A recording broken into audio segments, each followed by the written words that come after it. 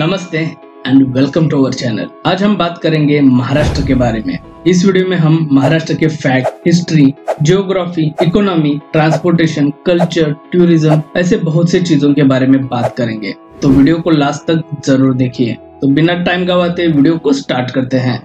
महाराष्ट्र देश के ईस्ट में बसा तीसरा सबसे बड़ा स्टेट है। 3,07,713 किलोमीटर स्क्वायर में फैला है और पॉपुलेशन के हिसाब से देश का दूसरा सबसे बड़ा स्टेट है।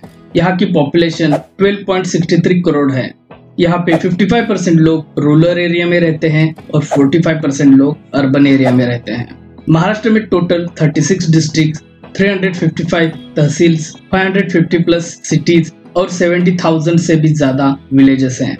इसके अलावा कैपिटल सिटी मुंबई है और यहाँ की मदर टंग लैंग्वेज मराठी है।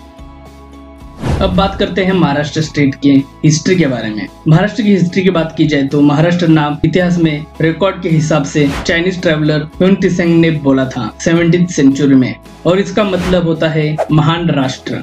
यहाँ पे बहुत से एम्पायरों ने राज्य किया है। इसमें मौर्य एम्पायर, गुप्ता, वटाकास, राष्ट्रकूटास, चालुक्यस, यादव, दिल्ली सल्तनत, मुगल एम्पायर, मराठा एम्पायर और ब्रिटिश एम्पायर, इन एम्पायरों ने यहाँ पे राज्य किया है। जब मुगल एम्पायर अपने पीक पे था तभी इसी जमीन पे 19 फरवरी 1630 में छत्रपति शिवाजी महाराज का जन्म हुआ और इसके बाद उन्होंने स्वराज्य की स्थापना की और इसके बाद शुरू हुआ मराठा एम्पायर की शुरुआत और मुगल एम्पायर का अंत। मराठा एम्पायर के बाद ब्रिटिश एम्पायर ने भारत पे शासन किया, बट जब 1947 को देश आजाद हुआ तब जो आज का महाराष्ट्र है वैसा महाराष्ट्र नहीं था। यहाँ पे बॉम्बे स्टेट था और इसमें महाराष्ट्र और गुजरात स्टेट थे। इसके अलावा मध्य प्रदेश और हैदराबाद स्टेट का हिस्सा आज के महाराष्ट्र में था, बट 1960 में लैंग्वेज के हिसाब से महाराष्ट्र स्टेट बन गया और 1 मई को महाराष्ट्र और गुजरात बना। महाराष्ट्र की ज्योग्राफी की बात की जाए तो महाराष्ट्र देश का 3rd लार्जेस्ट स्टेट है। इसके करीब वाले स्टेट हैं गुजरात, मध्य प्रदेश, छत्तीसगढ़, तेलंगाना, कर्नाटक और गोवा। इसके अलावा वेस्ट में अरेबियन सी है जो करीब 720 किलोमीटर की कोस्ट लाइन महाराष्ट्र को प्रोवाइड कराता है। पूरे महाराष्ट्र की बात की जाए तो महाराष्ट्र में टोटल 6 रीजन है। इसमें Konkan region, Pune region, Nashik region, Sambhajinagar region, Amravati region और नागपुर रीजन है। महाराष्ट्र के वेस्ट में वेस्टर्न घाट है जिसे सह्याद्री पर्वतमाला भी कहते हैं और ये महाराष्ट्र के लिए बहुत ही इम्पोर्टेंट है क्योंकि अरेबियन सी से आने वाला मानसून इन पर्वतों में टकराता है जिससे इस रीजन में बहुत बारिश होती है। वेस्टर्न घाट को यूनेस्को वर्ल्ड हेरिटेज साइट का भी दर्जा प्राप्त है। अब बात करते हैं डेक्कन प्लेटू के बारे में। महाराष्ट्र के सेंट्रल ईस्टर्न भाग में ये प्लेटू है। यहाँ पे ज्यादातर भाग प्लेन है जिस वजह से एक खेती के लिए बहुत महत्वपूर्ण जगह है। इसके अलावा वेस्टर्न घाट से जो रिवर्स बहती है वो इस रीजन से गुजरती है।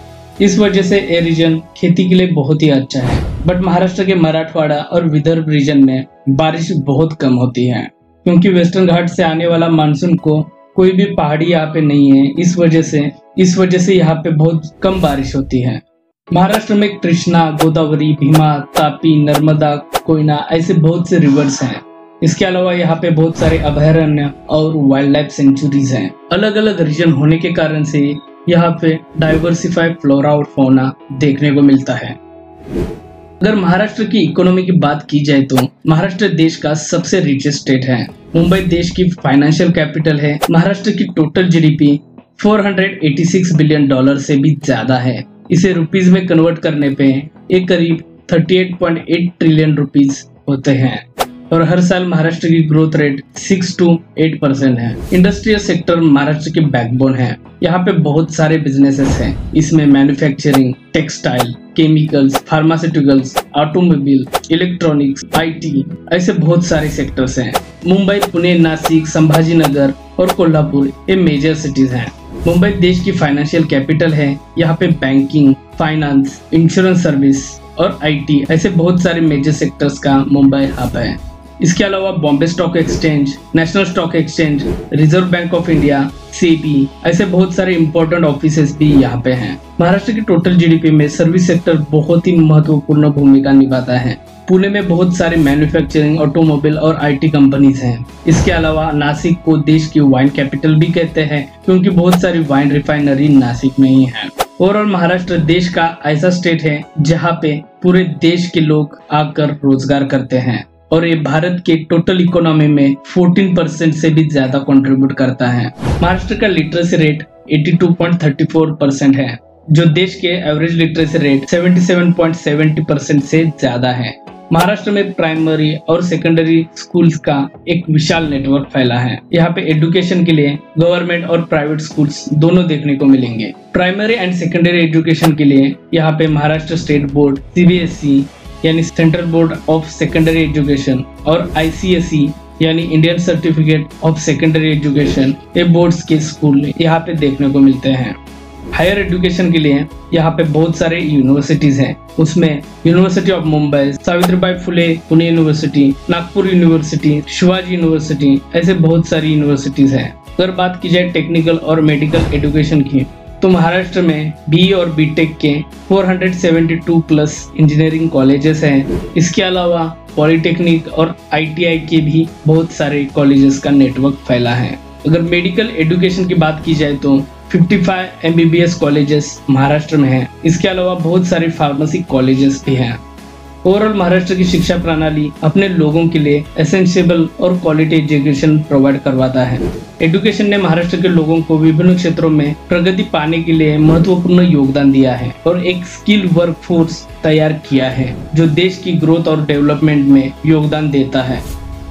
रोड नेटवर्क की बात की जाए तो Maharashtra one of the developed state है। Total road network 2 lakh kilometre से भी ज्यादा है।